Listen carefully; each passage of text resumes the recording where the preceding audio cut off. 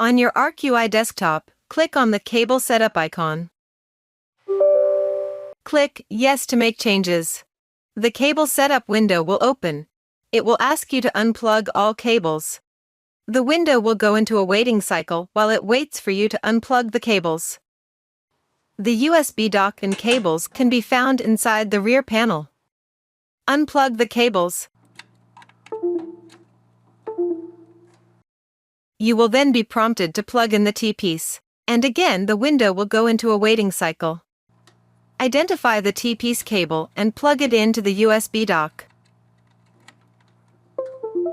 The window will display the serial number of the T-piece and then prompt you to plug in the self-inflating bag. Identify the proper cable for the self-inflating bag and plug it in. The serial number of the self-inflating bag will be displayed. It then stops the service and automatically exits the cable setup window. Cable setup is now complete.